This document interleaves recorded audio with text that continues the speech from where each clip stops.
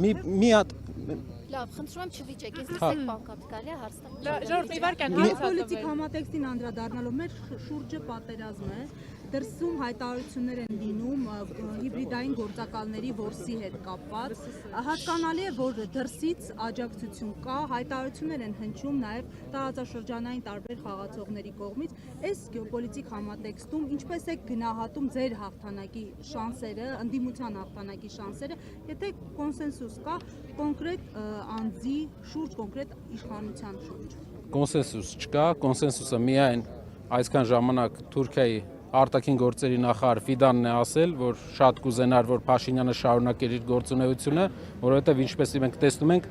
փաստորեն, եթե արտաքին գործերի նախարարը Թուրքիայի դա ասում է, Փաշինյանի գործունեությունը համապատասխանում է Թուրքիայի Հանրապետության շահերին, ինչպես տրամաբանությունը։ Խոստումներ են տրվել հիբրիդային գործակալների, այսպես փնտրտուքների հարցում աջակցելու հետ կապված խնդրակից։ Ես շատ կուզեմ, որ փնտրեն, գտնեն,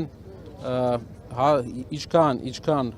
մարդկանց կարծիքը իրենք տեսնեն, այդքան ավելի շատ տարբեր գործիքակազմ են փորձել։ Կարապետյան այս օրերին իշխանականները նման պնդումներ են անում, որ Սամվել Կարապետյանի այս ընտրություններին մասնակցելու միակ ակնկալիքն այն է, որ ձայները հավաքի եւ Ռոբերտ Քոչարյանին դարձնի վարչապետ։ Սա շնորհակալ եմ շատ։ Այս հարցը շատ կարևոր հարց է։ Պատկերացրեք 8 ամիս իրենք աշխատել են Սամվել Կարապետյանի հետ կապված ինչ որ վատ բան գտնեն։ 8 ամսվա ընթացքում որևէ բան չեն գտել եւ այս հայտարարությունները են ապացույցն է, որ չեն կարողանում մարդու հետ կապված ինչ որ բան գտնեն։ Իրեն պետքա կապեն, իրենց պետքա կապեն այն մարդկանց հետ, ում հասարակության մի մասը ունի հակասական վերաբերմունք այլ ուժերի հետ։ Այսքան ժամանակ մի մասը ունի դրական վերաբերմունք, մի մասը հակասական։ Այսքան ժամանակ չեն կարողանում, դա ապացույցն է, որ իր հետ կապված հակա ինչ-որ բան չեն կարողանում ասել։ Մարդը պատկերացնում եք 60 տարի աշխատել է ամենալայն մասշտաբով եւ չեն կարողանում բան գտնել, բացասական։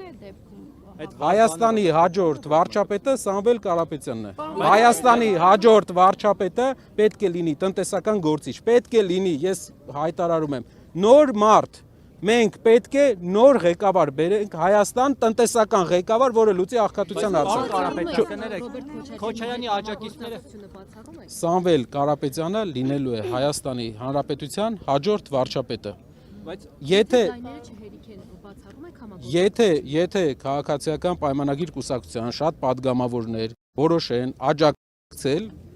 Սամվել Կարապետյանին, որ նա լինի, մենք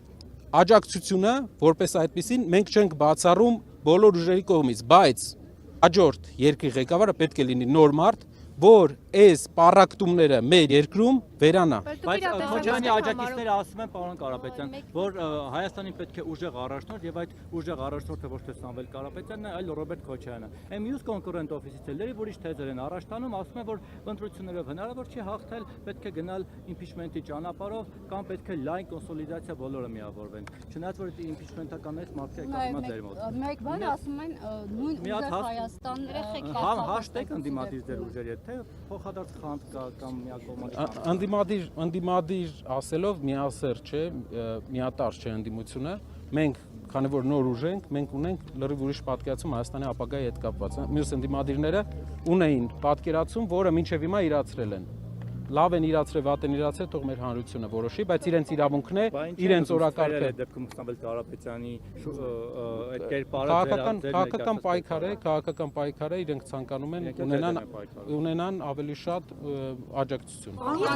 Ռուսաստանից դուք ընտրողների բերելու եք։ Խոսում գալ իշխանության ասում է, եթե ԿՊ-ն չլինի իշխանություն, պատերազմ է լինելու, սա արդյոք դիտարկվում է։ Հայաստանի պատմության մեջ ամենաշատ պատերազմը ազնիվ լինենք, որ իշխանությունն է բերել։ 3 պատերազմ բերել է մի իշխանություն, պատկերացնում եք նա սարքել է խնդրեմը, հիմա ուզում է խնդրեմը ցույց տա, որ լուծում է այն խնդրեմը, որ նա է սարքել։ Ու ասում է ես եմ խաղաղություն, 3 պատերազմ ես բերել։ Ինչը նշանակում, ինչն է մեր Արհավաճան ու 3 էլ ամեն օր դուրս է գալիս, ասում է եթե սա չանենք կլինի պատերազմ, եթե սա չանենք կլինի պատերազմ։ Ամեն օր որ մեզ վախեցնում է 8 տարի անընդմեջ աշխատում է մեր ինքնավստահության դեմ եւ եթե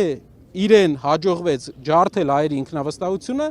հետագայում ամեն օր դուրս է գալու ասելու է, եթե էսի չանենք, օրինակ, եթե ընդդիմության առաջնորդի ուժը գա, Սամվել Կարապետյանը լինի երկրի ղեկավար, ինչ որ բան է մտածելու, միշտ ժողովրդին ենթարկելու է վախի, բայց այն վախի, այն պատերազմների արդյունքն է սա, որը նա է բերել, որը նա իր բանակցությունից դուրս գալով է բերել, չեմ ասում ագրեսորը Ադրբեջանն է, բոլորս էլ գիտենք, բայց նա քարտեր է տվել, որպեսզի միջնորդների ֆակտորը դուրս գա, միջնորդները էլ չաջակցեն մեզ, նա տվել է հիմք դուրս գալով բանակցությունների զրոական կետով սկսելով բանակցությունները, որպեսզի ագրեսորը ագրեսիա կիրառի մեր հանդեպ։ Ռիսկ տեսնում եք ու ձեր գալու դեպքում հնարավոր է այդ ռիսկը ավելանա։